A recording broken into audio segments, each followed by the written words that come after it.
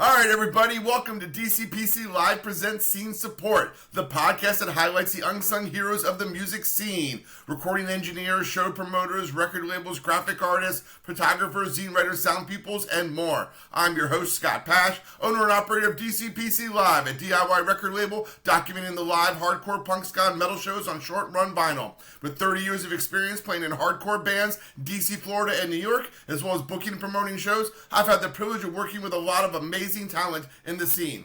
Speaking of which, today's guest is Amy Brady, a multifaceted force in the punk rock community, whom I first met through the vibrant online community that is Scene to Scene. While many know Amy is the co-founder of Allegedly Records, which she runs alongside Bree Myers and others, today we're focusing on her work with Beyond the Pit PR.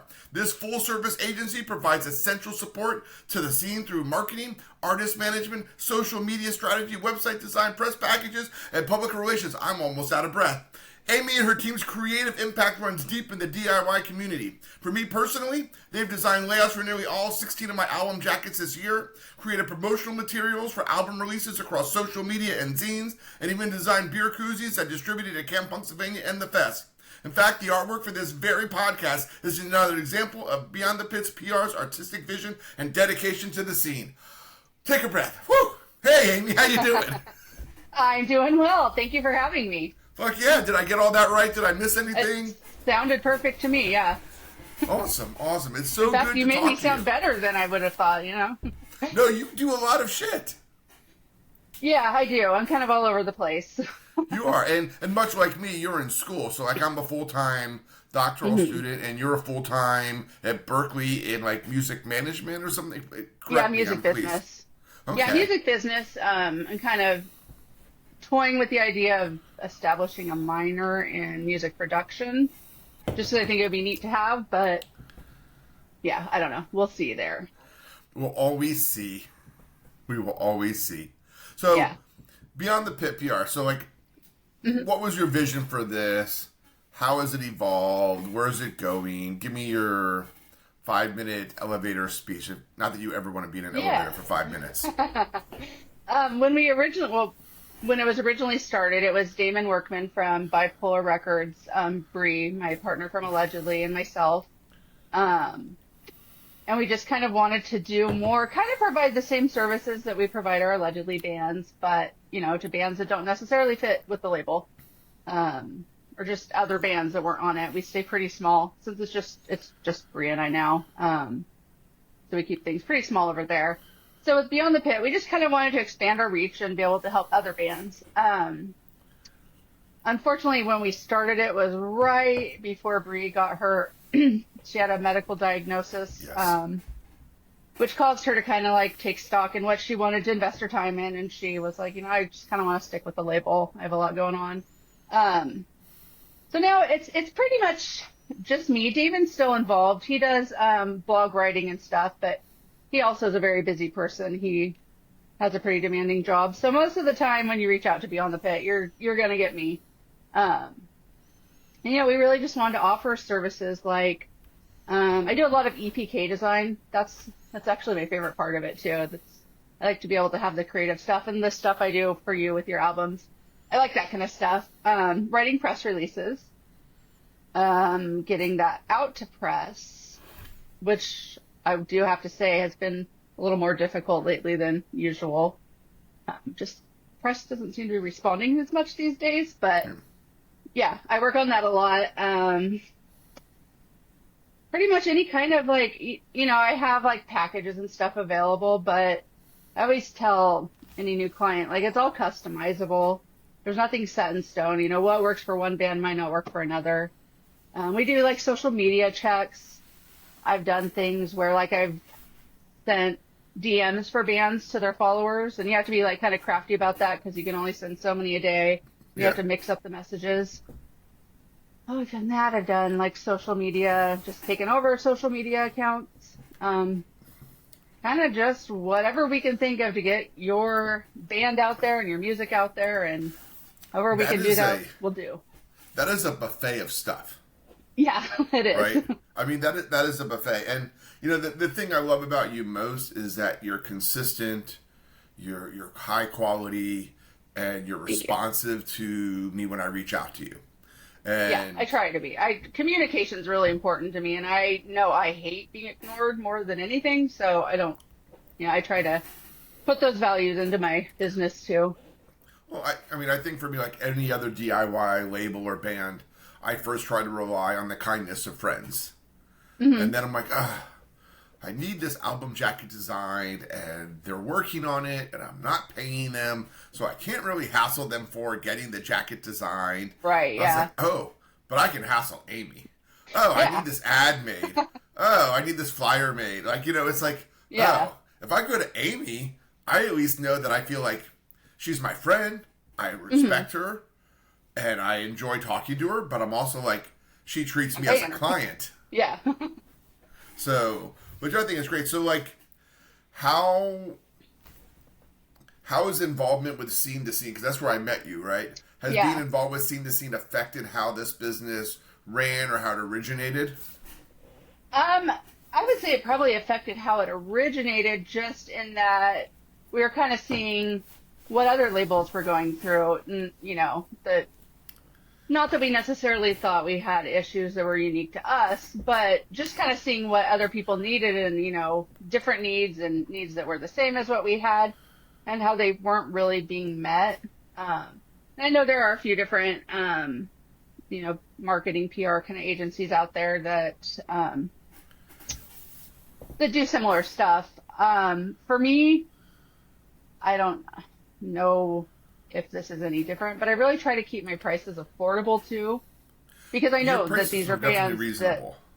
yeah, I know they're bands that are just, this isn't their day job, and they're just working class folks like any of the rest of us. So, So, um, yeah, so I just wanted to provide something affordable for just the bands in our scene to be able to, and the labels. And I've worked with a few different labels as well.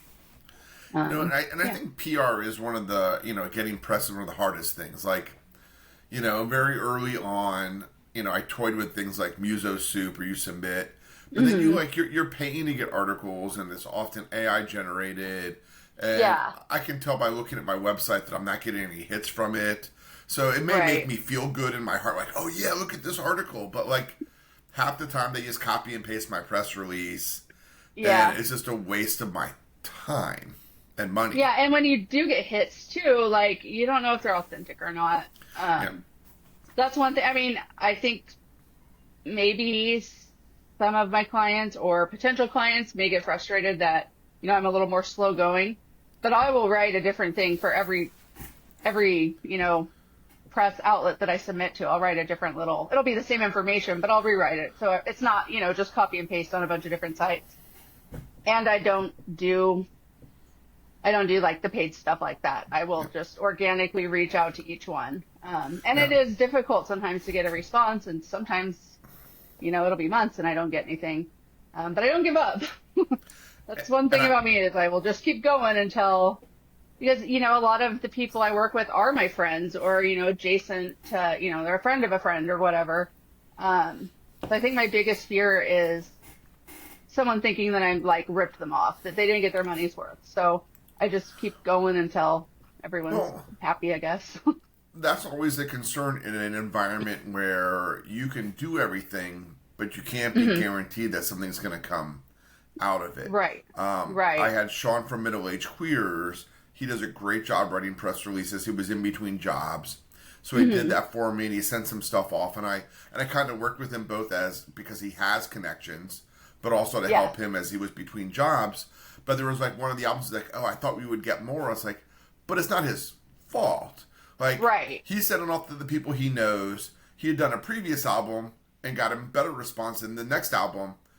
But I Hmm. don't blame him. But you could feel the chagrin on him. Like he wanted to charge me less, even though he Yeah. did the same work because the results were different. Absolutely. Yeah. And I struggle with that as well. I really hate that. And as I guess what I was kind of saying about press, like lately I've just been not getting the responses that I used to. And I know that with a lot of those outlets, they get bands sending them stuff constantly, and PR people. And I don't take that personally, but I at the same time, I'm afraid that I don't know, the bands will take it personally, like that I am not doing anything. So I guess they don't physically see me sending out these emails. I could copy them on each one, but I generally don't. That sounds daunting for them. Yeah, that doesn't sound necessarily like, and there's only so many places to send out to that I think are valid, right? Like, you have your, like, Punk Rock Theory, Punk Site, Punk News, Scene Point Blank, etc. Yeah. So, like, but how many places out there are real? I tried using a PR person when DCPC first started, and I'm pretty sure the person created fake websites. Oh, wow.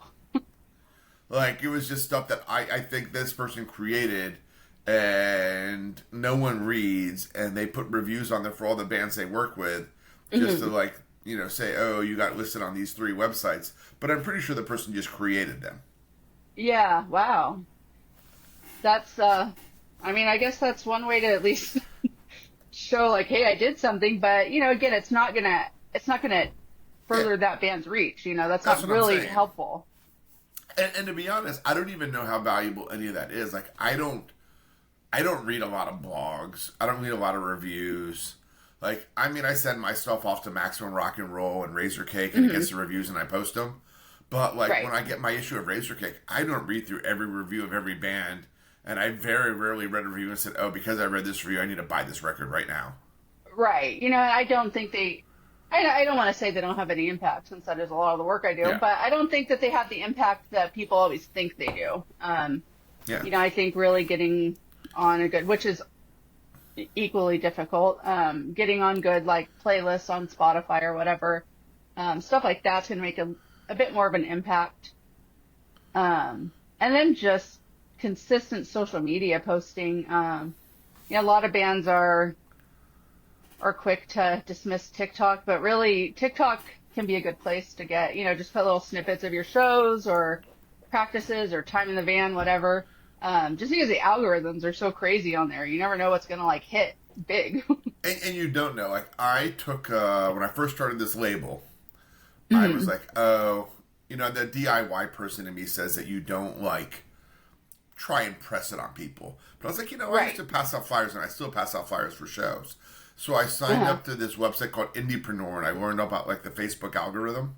And I took a video that my band had made, and whatever, it's got, like, hundreds of thousands of views because I learned how to work the algorithm. But then I tried again months later, and it didn't work. Was it the song? Was it the video? Did the algorithm change? That's as I say, they're constantly changing too. Yeah. We, one time on Allegedly, just a friend of mine was at a show, and he saw someone wearing one of our shirts, and he took a picture and he sent it to me. And it was like 5 a.m. on a Sunday, and I had my set time, like, you don't post on the weekends, this is the best time to post. But it was a Sunday, and I was like, whatever, I'm just going to post this picture. That picture, for some reason, ended up getting like 10 million views. And to be clear, most of our stuff we post on Allegedly's Facebook get, like, 50. Yeah, no, I understand. Not millions, just regular 50. It got like 10 million views. There were thousands of comments, like tens of thousands of likes. And I was like, you know what? I don't know anymore then. I give up on trying to figure out the algorithms. I have no idea why that one picture went viral and nothing else ever has. And it's hard to know. Like, I have close to, like, say, 4,000 followers, but I'm fully aware that it's all about engagement. And out of those 4,000 people, maybe I have 100 to 250 people engaged every week. Yes. And is it a different 150 or 250, or is it the same 250? Which means I really have 250 followers, because the other ones aren't engaged. Because I follow, like, almost 5,000 people. Yeah. Because I follow bands I like, but I almost never see their stuff unless I do see it and like it. Then it'll get, like, it's like, it's this weird landscape of, I'm trying my best, but how do I know that anyone's getting anything? Yeah. Yeah, and I always tell bands that same point, like, followers don't equal customers. Followers aren't going to be active listeners. Followers aren't going to be attending your show. I mean, not that no followers are, but your amount of followers does not dictate your success at all. And that's why I really hate when a lot of bands will try the, like, the follow and unfollow method, where they follow a bunch of people and get them to follow back and then unfollow. always, that's one of the first things when I do social media checks. I don't even don't know do why that. you would take your time following someone you don't want to pay attention to anyway. Is there a Yeah. fear that like having too many followers makes them look like they've falsely generated their own follows? Is that why they unfollow? Well, supposedly, if you have fewer followers, or if you have more followers than people you're following, then the algorithms put you up higher. But you don't have to have, you don't have to just unfollow everyone. Maybe they think that it will make them look cooler. Like, I'm not really sure the method behind that, but actually it can be kind of harmful to a smaller band, because if people start to notice they've been unfollowed and unfollow back, you get a drop in followers, and that the algorithm does notice. It does notice when a bunch of people unfollow you at once and actually put your stuff lower. I probably have 15 to 30 unfollows every week. Most of the really? time, I'm pretty sure it's people trying to get me to go to their OnlyFans sites. Yeah. Right? It's, I'm like, oh, someone liked my post. Who are they? I was like, oh, it's an OnlyFans person. Yeah, I've been getting all of those lately, there's a lot of that going on. Yeah. Yeah. So, it's all no man's land, I guess. Okay, so take me. Like, I'm a physical media guy. I don't do Spotify. I don't do playlists. Yeah, I don't either. Bands can do whatever they want digitally, and some bands will put one song up, some bands will put the whole album up, but I deal with none of that. I just sell physical albums. What would you suggest, be my marketing strategy for selling physical albums? Bands that people may have never heard of, because as the history teacher in me, I like to document the scene, even if it means I'm documenting some band that has only been around 3 months and has never left their hometown. Yeah. Well, I think for physical media, obviously getting it in front of people physically is important. Like for me, if I go to a show, I can't leave without merch. So if I see something, then I'm like, ooh, versus if I see it online, then I'm like, oh, I'm going to get around to buying that. Getting people right there in the now where they can have it in their hands in that moment is important. So doing things like festivals and shows, which I know that you've done. Yeah, I do. Booths at. So that kind of stuff, distribution in local record stores, even if you get some faraway record stores is cool. Do you do anything for crafting email campaigns? And I ask because, I've got 600 or 700 customers on my marketing list. Yeah. That organically grown from people that just agreed to be part of it. But when I send out an email, maybe 40% of them open it. Oh, really? And then maybe 10% of them actually click. Read it. Yeah. Yeah. Click on it, right? So it's man. And I don't know if it's my copy that's bad or it's just emails. Because, but I get it. I get emails all the time from Smart Punk Records and other great record labels I love. And I don't read Don't open them. Yeah. No. We have pretty good luck with Allegedly when I send them out. I do those. Not frequently, though. So maybe that's... maybe it's just because I do them so infrequently, that they're like, oh, what's this? Yeah, I would say it's probably not your copy. It's probably more just that it is... I get those same things, too, and it's stuff that I signed up for that I wanted to get. And then, I just get an overwhelming amount of emails from... all kinds of places. I know we all do. So I just kind of it's sort of just look for the ones that I actually need and skip over everything else. You figure I have my personal email, my label email, my band email, my school work email. Yeah. Then I have my personal Instagram, my band Instagram, and my label Instagram, Facebook. I do try and do TikTok for the label. I just probably don't know how to do it right. I'm almost 50 years old, and I'm sure there's a way of doing it that's, cool, but I don't know what that is. Yeah. Yeah, I've had interns at Beyond the Pit. Every semester, I think I'm not going to do it this semester just because there wasn't a lot of... I didn't have a lot to give them to do last semester, and I felt bad about it. So I'm going to kind of, assess where I'm at. You can send them my way. I'll take some interns. No, it's really great. Post on LinkedIn, and people are always so excited to work for a record label, or not a record label, but in the, music industry. Sure. But that's one of the good things about it is a lot of times I'll get young people who are like, I am a TikTok specialist. And I'm like, you are hired. Yeah. I mean, there was one time, my daughter's 16 now, but she was probably 12 or 13. And I was like, hey, I'm doing this show. Can you make a TikTok to promote it? I'll pay you X amount of money, like, $15 or whatever, my kid. And then she took it and she took like some audio from the TV show, was it Euphoria? That was like really big, Yeah. And it just like, it went crazy. And I'm like, huh. That's what I mean. You never know with TikTok. Like, you just never know what's going to, like, really hit. So beyond the pit, you have your smorgasbord of things you do. What tends to be the number one thing that people ask you to do? Like, what is the number one thing that you feel like you spend most of your time on? Probably press and EPKs. Okay. I do a pretty, like, intricate EPK. Any of the packages you get, or I do them also as a standalone, but any of the packages you get comes with a 2-page EPK and also a matching one sheet. And I host them on my website, so you can either send out the PDF with all the links, or you can just send a link, Okay. And each one has its own personal link.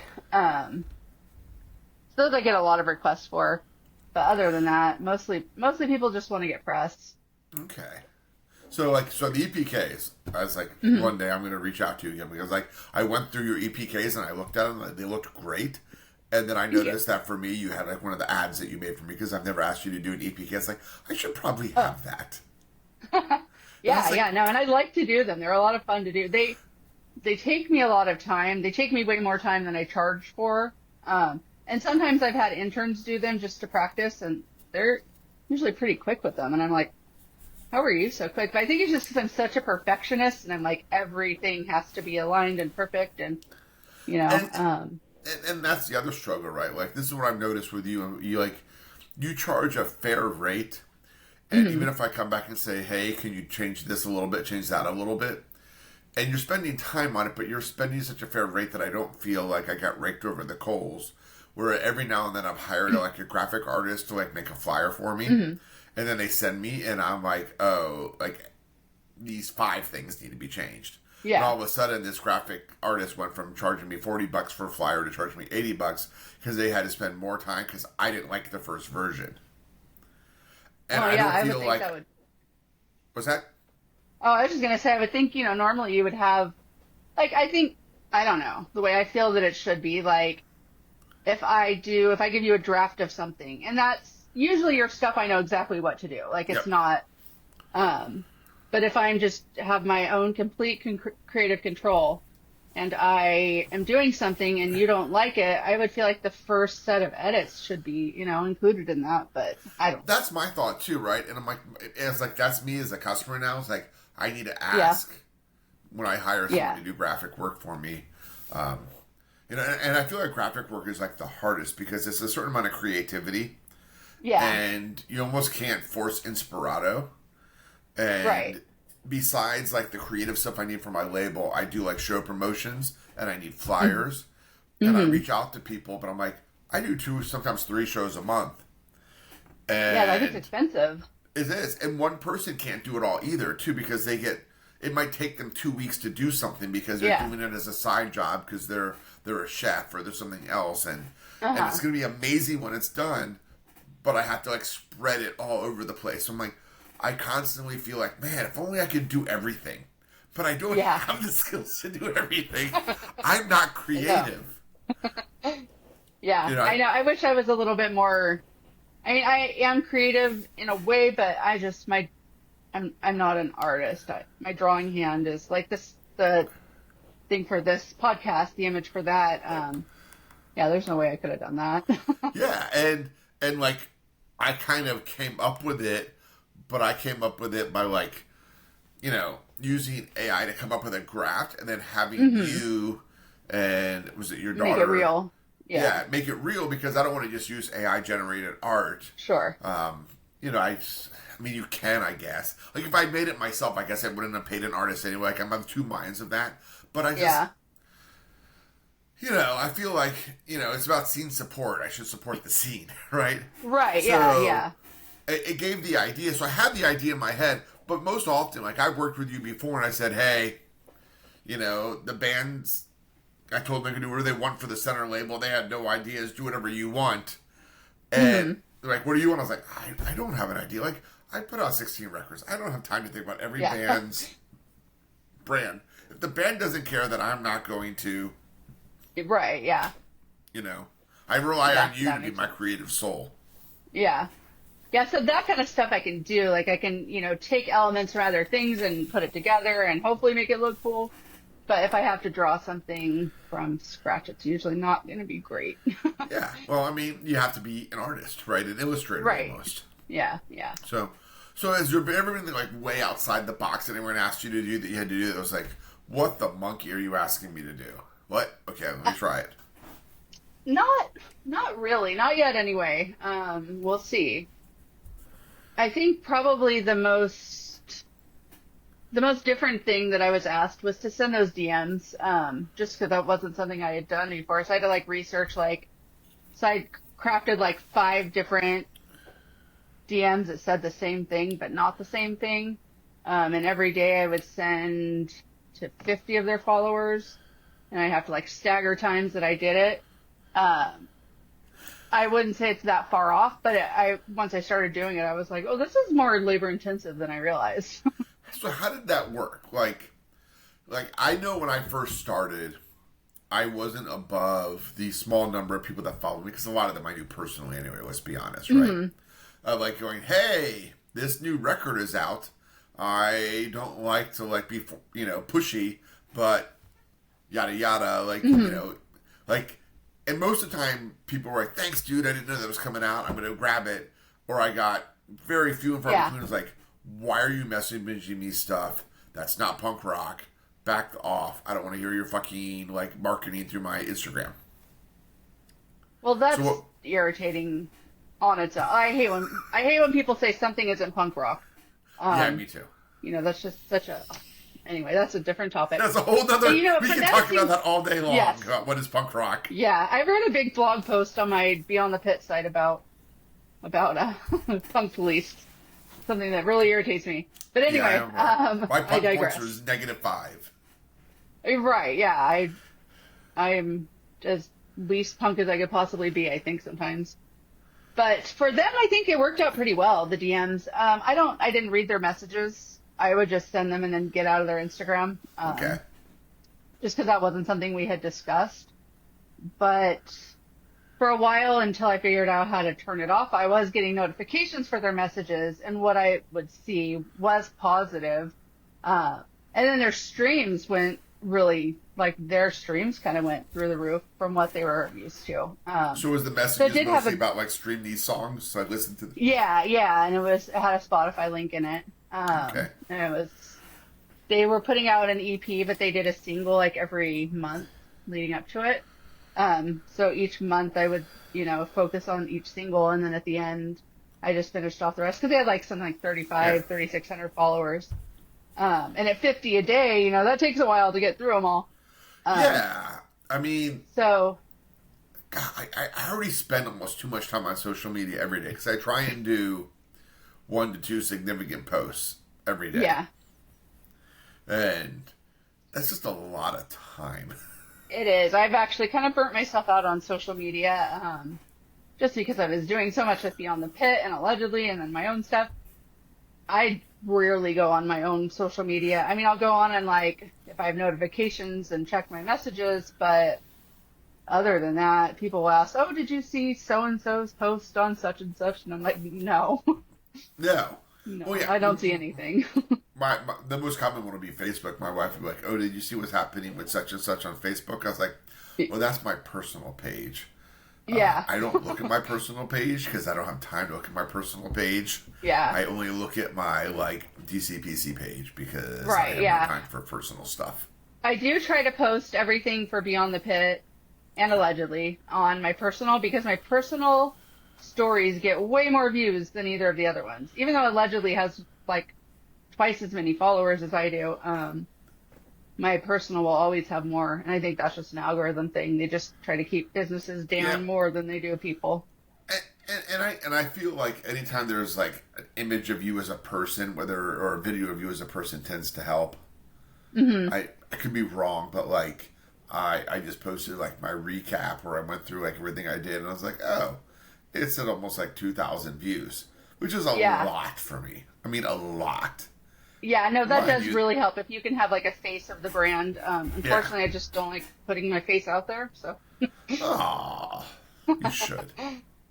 So, like, what has been like your biggest success with Beyond the Pit? Like, what do you feel like? Okay, this is one thing I did. Like, I walked away and I was like, you know, you're like Ice Cube. Yep, that was a good day. You know, that's difficult to say since you know the campaigns tend to go on. As I said, like I don't really stop until everybody's satisfied. It's like it's kind of hard to know when I've reached that point. I guess I consider all of them a success if everyone's like, you know, nobody's complained. Like everyone's satisfied with the amount of press that they've gotten and they like their EPK. Usually I feel a great amount of pride after I do like something like an EPK or something on the more creative side. Because they do take me a long time and I am a perfectionist in that way. So once I finish it, I'm like, oh, this is beautiful and stunning and I love it. And hopefully the band does too. But yeah, as far as that goes, it's kind of hard to measure. No, I 100% understand. I get that. It's one of those amorphous things where it's like, did that go well or did it not? And I did get an opportunity to do some press for RKL when they were doing their California reunion shows. And my friend, a good friend of mine, her husband's in the band. And so I got, you know, and I just sort of did it as a friend for them. But it was to promote their streaming show. And that went really well. I think it sold out. So I guess that was a success. I mean, I'm not sure if it was mine. It was probably theirs, but that just like made my day. Yeah. I am adjacent to. There was this Northern Virginia group of kids back when.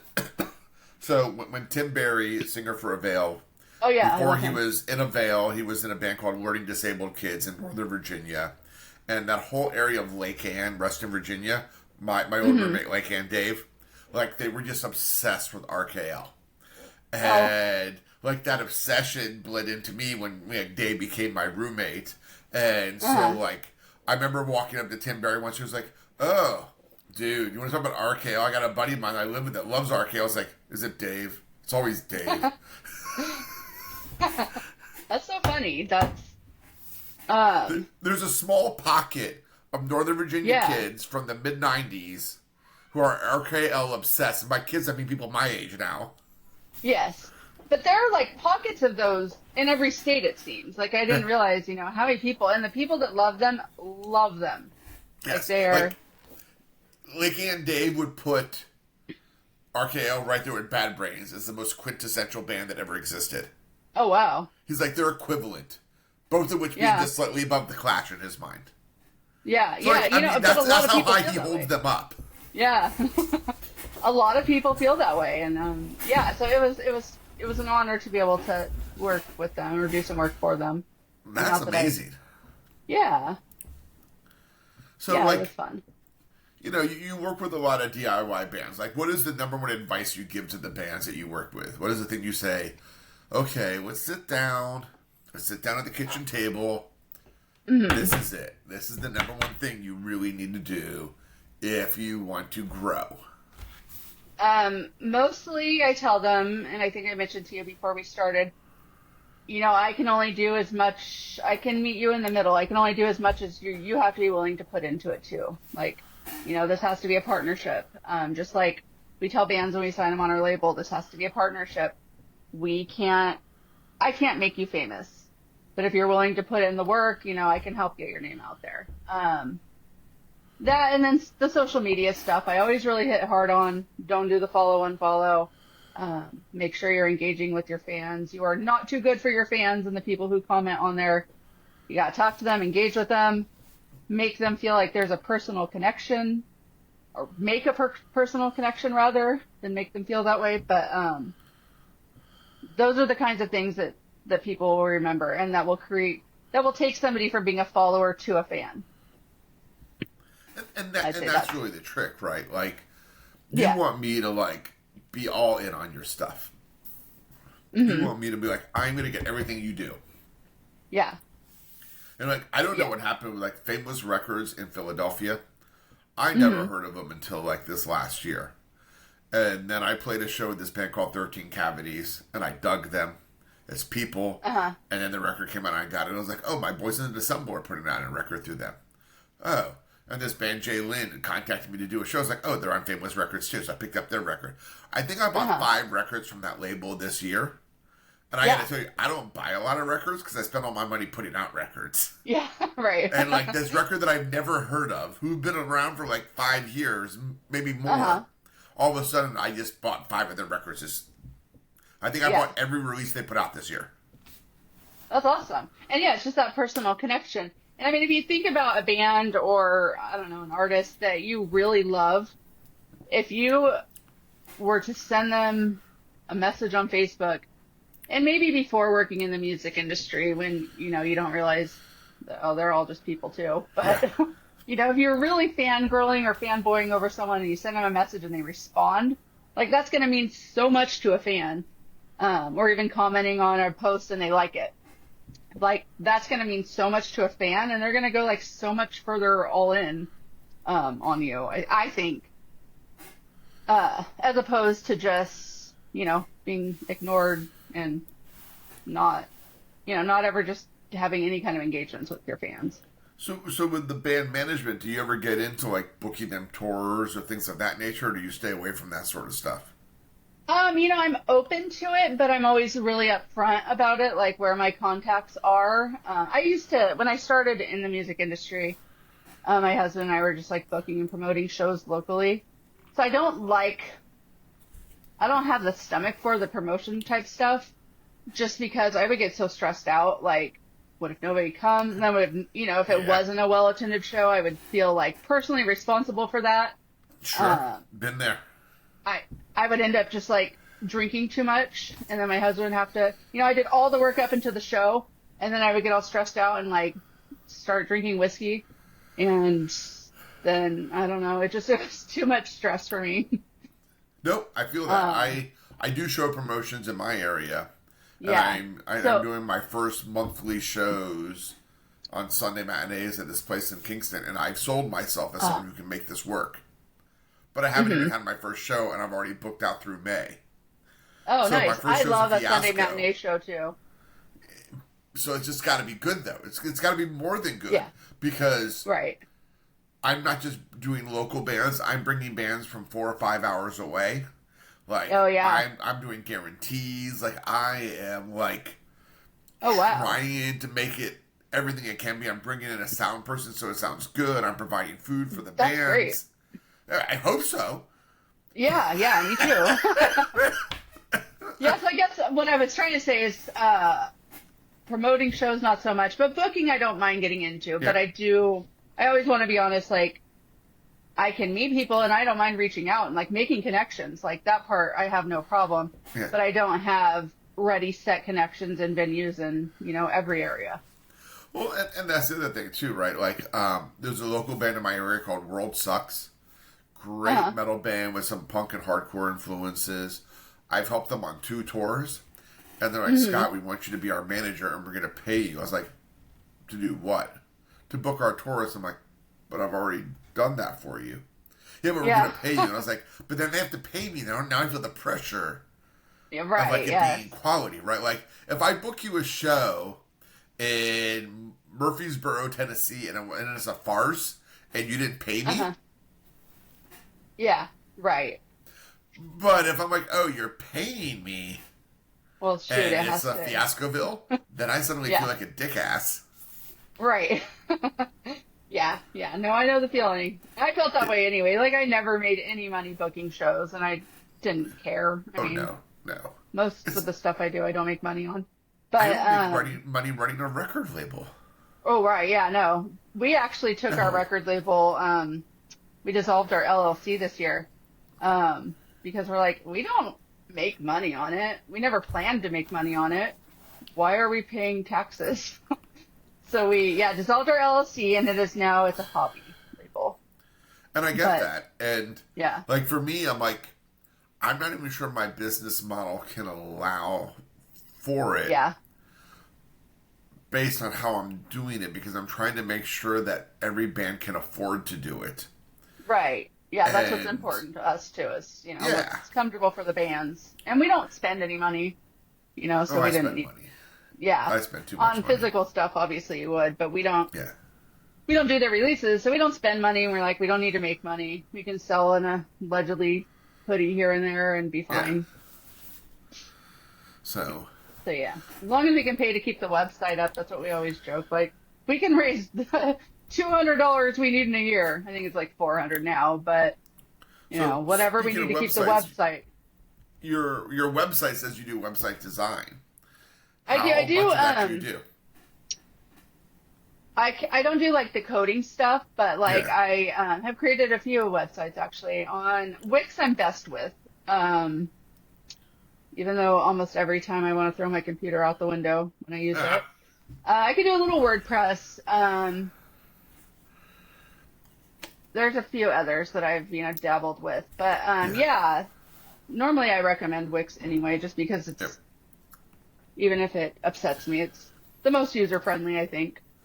I made mine on Squarespace. I feel like it could look better, but it's fine. It gets the job done, yeah. It gets the job done. Wix keeps getting more and more expensive, so I'm kind of second guessing that every year I have to pay it. I'm like cursing them under, as I'm paying the bill. But I would agree. I don't think Squarespace is exactly the cheapest one, but I actually like it better than using something like Bandcamp because I'd rather just pay an annual fee than always pay the fees for all the records or like. When I put out a record and I post it on Bandcamp and I tell the bands if they want to like have the digital album available there that, since I paid for the mixing, mastering, recording in most cases, right, that the digital money is going to come to me as well until the record's sold out. And they usually agree to that. But I almost never get any digital money because usually they take that money to pay off some sort of like latent cost of selling the vinyl that I sold. It's just really weird. I just hate Bandcamp. Yeah. Yeah. Well, and you have more freedom with just a website. Like you're not. Yeah. I think there's some limitations with just using Bandcamp. And this might just be selfish too, but like when people buy stuff on Bandcamp, if I link it to the band's Bandcamp, and they buy it there through the band's Bandcamp, but then I'm in charge of like mailing it out. I don't get that contact information for my mailing list. Oh yeah, no, that's I think so. That's I'd rather than just go to my website because then it builds my customer service list. Sure. Yeah. Of course. Yeah. So. But yeah, I do a little bit of website stuff here and there. It's not my favorite thing to do, but I do it. So what is your favorite thing though? Is like you mentioned like doing the EPKs is your favorite thing. Yeah, and actually, doing the websites isn't that unsimilar. From doing the EPKs. So I guess I don't hate it. It's just when I hit a technical snag or like I can't get the mobile to look the same as the website, the desktop version. Those kinds of things start driving me crazy. I can't get Apple Music to link. That's my latest issue. That kind of stuff, is irritating, but I do like the design aspect of that, and which is, the thing I like about the EPKs as well. I get all that. So, let's say, I don't know what your future holds. I don't know if you're going to broaden your horizons or you're going to narrow them. But if you were going to narrow, what would you narrow it down to? What would be your focus? And if you were going to broaden, what would you want to add? If I was going to broaden, I'd probably want to add like artist management services. I've taken a few courses that have sort of emphasized artist management, and I do like that aspect of it. Of the industry. If I was going to narrow. Oh, and I've also thought about bringing on like contractors to do booking services. So I do still have that service, but I have people that like, know different areas. If I was going to narrow. My hand here. What's that? I said I'm waving my hand. I know lots of areas. Oh, yeah, yeah. All right. Well, we can talk. We can talk. Then, yeah, if I was going to narrow, I don't know, I'd probably keep it to mostly just like the press and EPK stuff. The main stuff that people want, you know, and cut out maybe some of the social media health checks unless it was requested, or I don't know, maybe cut down my packages and then people could just request stuff. Okay. I suppose. Yeah. You suppose. How much of your like stuff you learned in class have you applied to what you're doing here? Because like, you know, as someone who's also in school, for a totally different topic than what I'm doing right now, I kind of fantasize about the idea of actually taking classes that relate to it. And right. Yeah. I don't know if you're like living my fantasy or not. It is nice. You know, sometimes I'll finish, you know, a semester or just even a hard assignment and I'm like, this is stupid. I'm not learning anything. But I'm just like not realizing that I'm learning it. Yeah. You know, and then a lot of it also is a little bit, I don't want to say repetitive, but some of the classes kind of go over the same stuff, especially when I'm, you know, have a focus on marketing. And a lot of it's kind of related to bigger bands or bigger artists. And it doesn't always apply to me. But there has been a lot that I have taken and, you know, really been able to apply to just the business in general and allegedly last semester, this class really, I didn't think would have anything to do with what I'm doing. It just sounded interesting. It was neuroscience and music, but it actually ended up being, it was a really interesting course. It was hard, but it was really interesting. And there was a lot that I feel like I learned from that, I don't know, just more understanding music and how people relate to it. I'm not really quite sure how to put that into action just yet, but it was a very interesting course.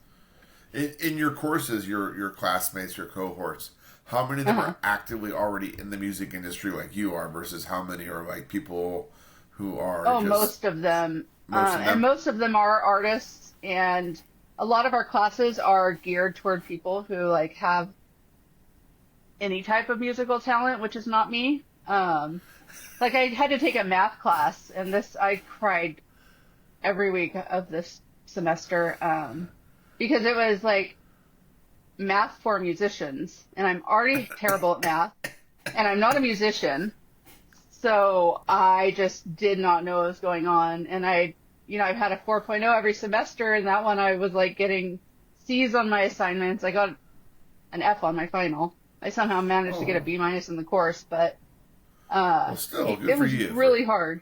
What's up? Good for you, though. Sometimes stuff is hard. Yeah. It was really hard, and fucked up my 4.0, but whatever. At least I got it done with. Like halfway through the semester, I was like, I don't care about the 4.0 anymore. I just want to get this class done with. When I saw the F on the final, I cried so hard. I was like, I'm gonna have to take that over. I went back to college when I was 32, and I graduated with a 4.0, but it was like so much pressure because I was like, oh, I have to get an A every class, right? Because I don't want to lose the 4.0. I mean, as soon as I get a B, then I can relax because whatever 3.8, That's exactly 3.7, 3.9, it's fine, right? But I don't want to lose it, and I just like. I would obsess over it, and my husband would always tell me like, you're gonna get your degree if you have a B, you'll be fine. Like, I know, but I have it, and I just want to keep it. I've been doing so well. But like, I'm not exactly sure of your age bracket, but like for those of us that go back to school later in life, we feel like we have something to prove to ourselves. Right? Like, you know what? Yeah. We could have done this when everyone else did it, but our lives were complex or different in whatever way. And we're doing it now. And I may be 32, but I can do this shit. Well, I had my kids when I was 20 and 23. So, and I got married when I was 20. So yeah, now I'm in my 40s and kind of just realized like, I can do whatever the fuck I want. Like I can go to school for music. I can do that. There you go, right? That's what I'm doing. I had my kids in my 30s, and I'm waiting for them to graduate and go away. Yeah. so that I can focus on doing what I want now. Because now that I have, They do come back occasionally, though. They come back. Yeah, I have to worry about that. fine. I like Yeah. them. They're very good kids for a 16 Yeah. and a 14-year-old. But Yeah. like, Oh, well, you know, they need that's to grow good. up That and can go either way at that age. Oh yeah, no, trust me, I know. Yeah. I am fully aware. Oh, Right. do you ever deal with young bands? Because like I am putting out a record for a high school band from DC called 504 Plan, and they're great kids. But like Yeah. I can imagine, you know, I'm just doing a record for them. But like Yeah. your artist management stuff, like have you ever dealt with the youngins? I haven't, but I would kind of like to. It really excites me when I see young bands like that. They're doing enthusiastic. stuff. Yeah, and it kind of like re-energizes me. He's always texting me in all caps. And I was like, oh, you're like my stepdad, except you're only 17. Why are you yelling at me? I'm like, dude, so much excitement from you. Yeah, no, I love that. No, I haven't had the opportunity, and I don't think there are going to be a lot of younger bands like that are paying someone. We did just sign someone on our label though that's like 23. Most of the bands on there are around my age, so we're like, oh, you're a kind of a baby. You're And kind he's of a really baby. good. You're He's a a kid. one-man band. He's really good. I was So, besides me, do you have any other labels? Like, how many labels do you work with?